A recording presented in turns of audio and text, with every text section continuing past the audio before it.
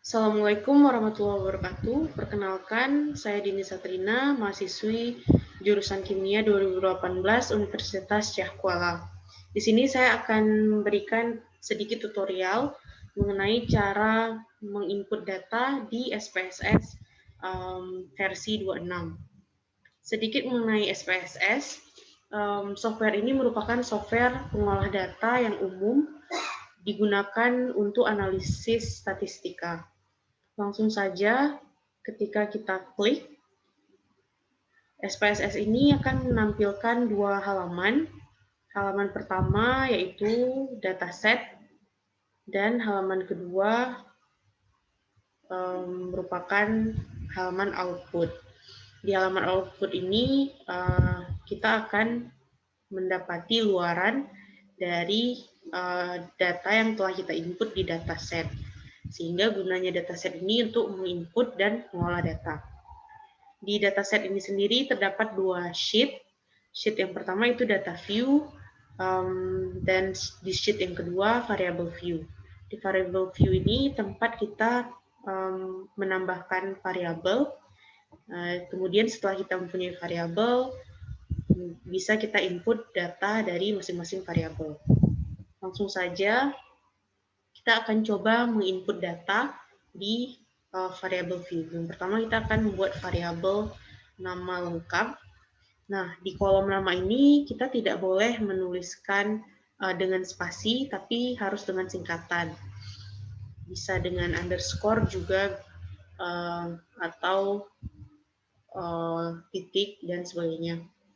Kemudian variabel selanjutnya kita pilih umur, kemudian jenis kelamin, variabel keempat pekerjaan,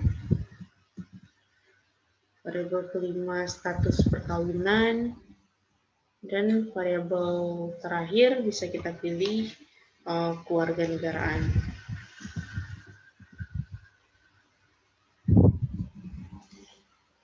Nah, selanjutnya beralih ke tipe dari tiap-tiap variabel. Nah, di nama variabel nama lengkap ini sudah pasti tipenya bukan numerik, karena numerik merupakan data yang terdiri dari angka. Sedangkan nama lengkap adalah data yang terdiri dari huruf, sehingga kita pilih tipe variabelnya atau variabel type-nya merupakan string. Kemudian hurufnya kita buat karakternya 10 misalnya.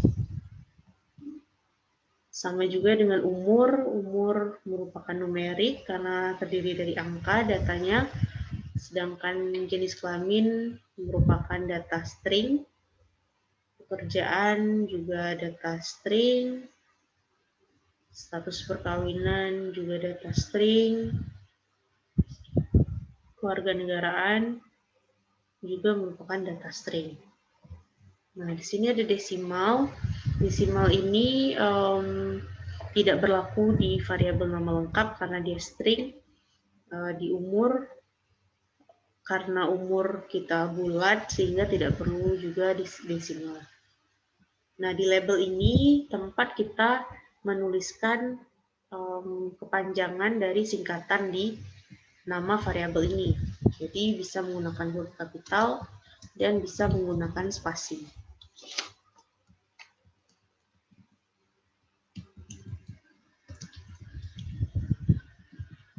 Kemudian pekerjaan tetap, status perkawinan, dan kewarganegaraan. Nah, di values ini merupakan kolom untuk mengcoding. Nah, contohnya seperti nama lengkap, umur ini tidak perlu, tapi jenis kelamin bisa kita coding atau kita input values-nya. Misalnya jenis kelamin 1 itu perempuan. Nah, kemudian jenis kelamin 2 laki-laki. Nah, untuk pekerjaan juga bisa kita beri input values-nya, misalnya pekerjaan 1 itu guru, pekerjaan 2 karyawan swasta,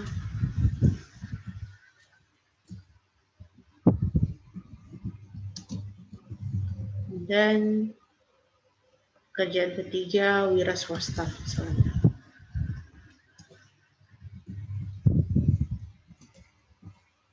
Dan pekerjaan 4, 5, dan seterusnya bisa juga kita input di values ini.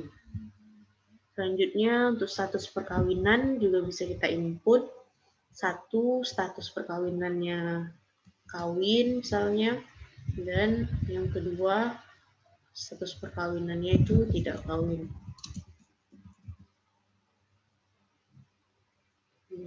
Dan kewarganegaraan juga bisa kita input. Yang pertama kewarganegaraan Indonesia,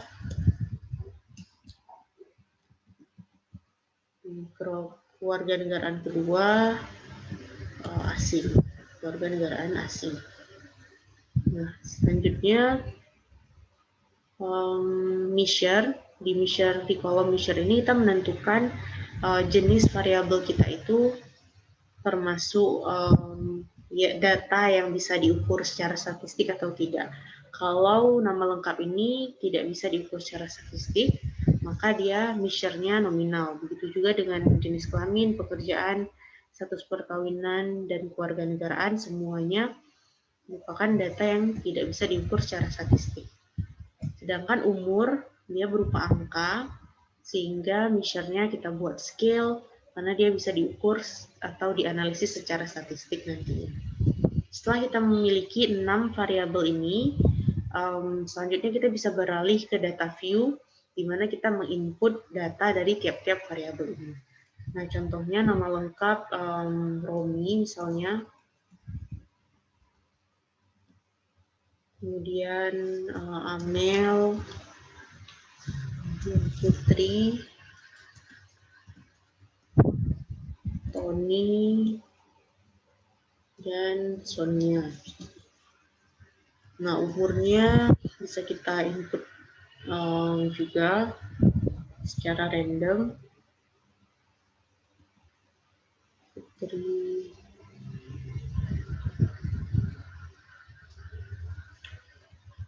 jenis kelamin tadi sudah kita input di values, sehingga bisa langsung kita masukkan 1 atau 2, sehingga dia muncul di sini. Maka Romi kita pilih laki-laki, Amel kita pilih perempuan, kemudian Putri kita pilih perempuan, Tony kita pilih laki-laki, Sonia kita pilih perempuan. Selanjutnya di pekerjaan, ini juga sudah kita input values-nya. 1 tadi guru, 2 karyawan swasta, dan 3 wira swasta.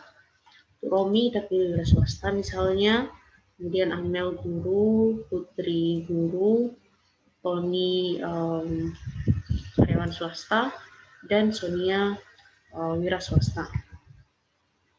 Selanjutnya status perkawinan, demikian juga sudah kita input values-nya, sehingga bisa kita pilih langsung dengan angka 1 atau angka 2. 1 itu kawin, 2 tidak kawin, bisa kita input sesuai dengan data yang kita miliki nantinya. Kemudian yang terakhir kewarganegaraan. Kewarganegaraan sini Indonesia,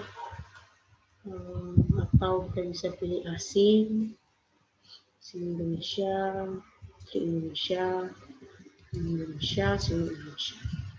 Demikian tutorial cara menginput data di SPSS versi 26. Selanjutnya bisa langsung kita simpan seperti biasa dengan save atau save as. Inputnya juga demikian, bisa kita save. Semoga bermanfaat. Demikian tutorial kali ini.